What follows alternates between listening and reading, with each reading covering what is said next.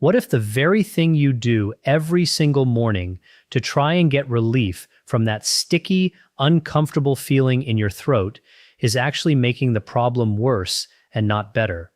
And what if the explanations you have been given, too many allergies, just getting older, drink more water, have all been addressing the wrong thing entirely?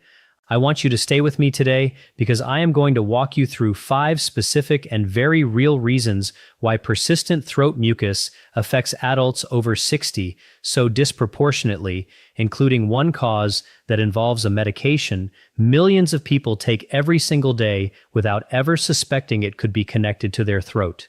And I promise you that by the end of this video, you will understand your own body in a way that most doctors simply do not have the time to explain. I am Dr. Michael Chen, and you are watching Healthy Aging Insights, where I am committed to giving men and women over 60 the clear, honest, and genuinely practical health information your body deserves.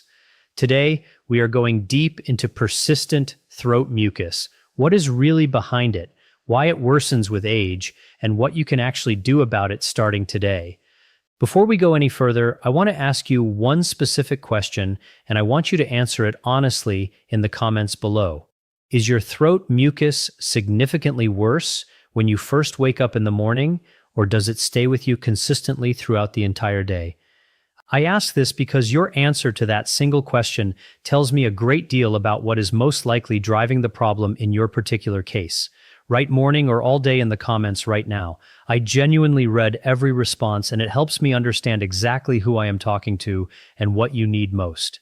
Now let me start with something that most people have never been told, and it completely changes how you understand this whole problem. Your body produces mucus every single hour of every single day, and that is entirely normal and completely necessary. Mucus is the protective lining of your entire airway system. It traps bacteria, dust, microscopic particles, and potential irritants before they can settle into your lungs and cause real damage. Without it, your airways would become dry, cracked, and vulnerable in ways that would put you at serious risk. So mucus is never your enemy. The question is always, why is it building up? Why is it becoming thick and sticky? And why is it not clearing the way it should? Here is the piece of biology that explains why this hits people over 60 so much harder than younger adults, and it is something that should be explained far more widely than it currently is. Running along the entire lining of your airways are millions of microscopic hair-like structures called cilia. Their entire job is to sweep mucus gently upward and outward continuously, keeping it moving and thin so it never accumulates in any one place. In your 30s and 40s, this system works beautifully. Mucus is produced, swept away, and you never notice it at all. But some research has confirmed that as we age, these cilia slow down their sweeping motion. They beat less frequently and less powerfully. The practical result is that mucus, which would have been swept clear almost instantly at age 40, can sit and pool for extended periods at age 65 or 70. This means that any factor pushing your body toward excess mucus production will hit you harder, last longer, and feel more noticeable now than it ever would have a decade or two ago. Understanding this is the foundation of everything we are discussing today because it explains why the same triggers that barely affected you when you were younger now seem to bother you so significantly. So with that foundation in place, let us talk about the 5 causes I most commonly see driving persistent throat mucus in adults over 60. And I want to be clear that for most people, it is not just one of these working alone. It is usually 2 or 3 of them compounding and amplifying each other simultaneously, which is exactly why single solutions rarely provide lasting relief. The first cause is one I have discussed before on this channel because it is so frequently missed and so profoundly misunderstood. It is called silent reflux, and the reason it gets the name silent is the key to understanding why it goes undetected for so long in so many people. When most people hear the word reflux, they picture heartburn, that familiar burning sensation rising in the chest after a heavy meal. But some research suggests that a significant proportion of people with this particular form of reflux experience absolutely no heartburn at all, No chest discomfort, no obvious burning, no digestive symptoms that would point you toward your stomach, just a persistently bothered throat. Here is what is physically happening. Between your stomach and your esophagus sits a muscular valve whose only function is to stay firmly closed after you eat, keeping stomach acid contained where it belongs. As we age, this valve can gradually lose some of its tone and responsiveness.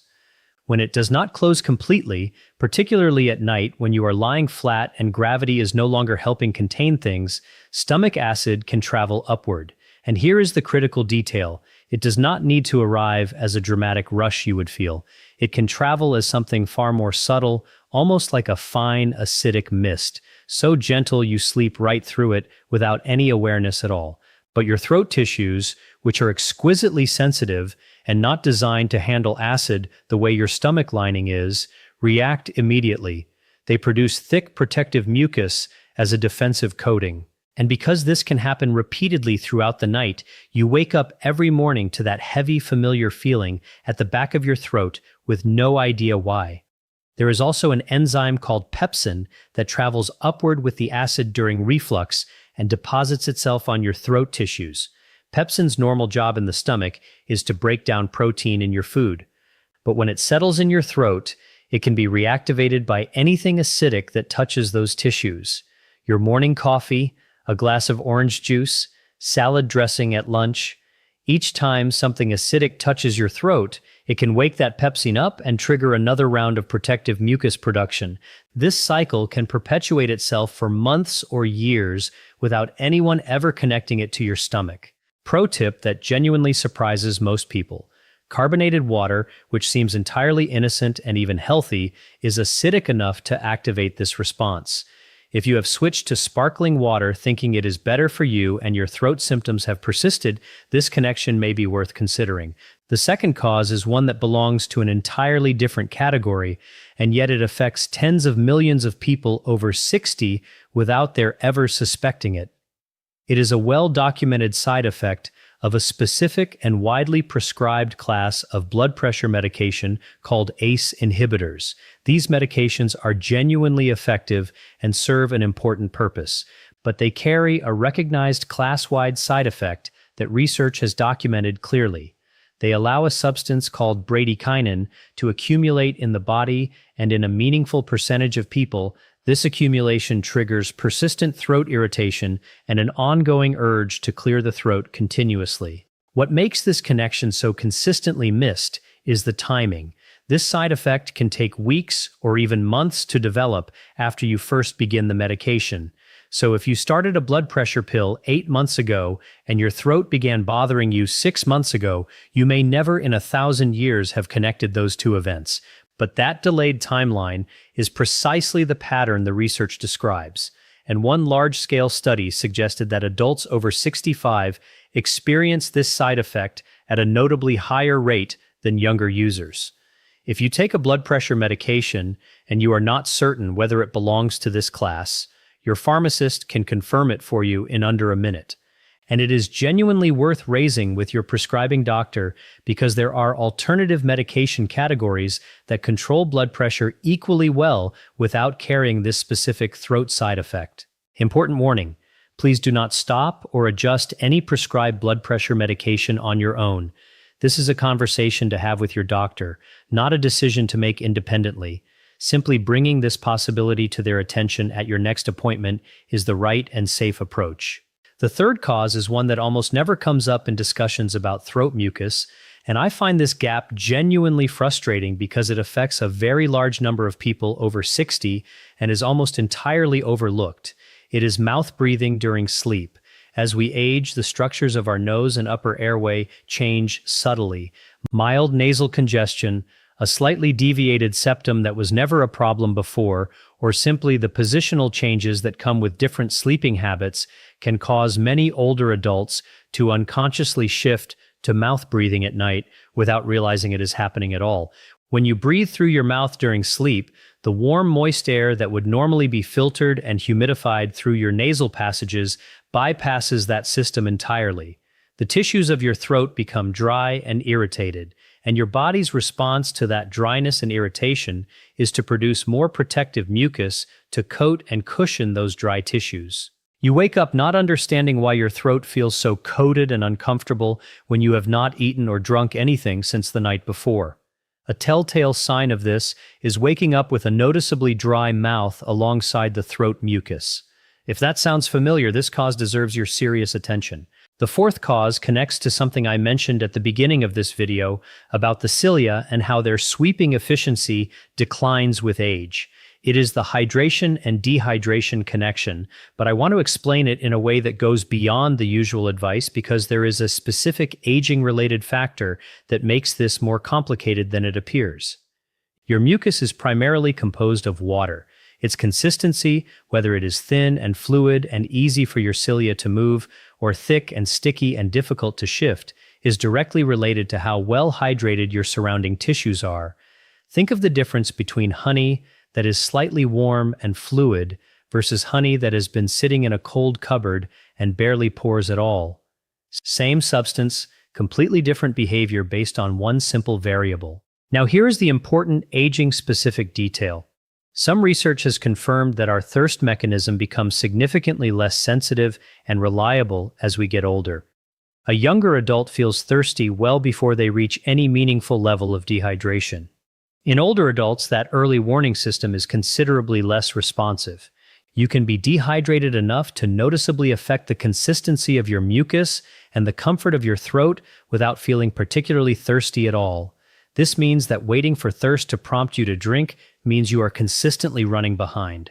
A mild state of dehydration maintained day after day keeps mucus persistently thicker and stickier in ways that make every other cause on this list worse. A practical approach is to make hydration deliberate and scheduled rather than reactive.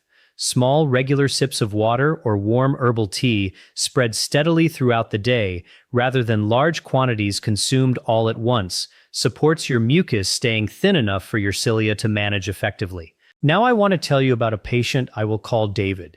He is 71 years old and came to me genuinely bewildered and frustrated after 2 years of persistent throat clearing that had begun to affect his confidence in social situations.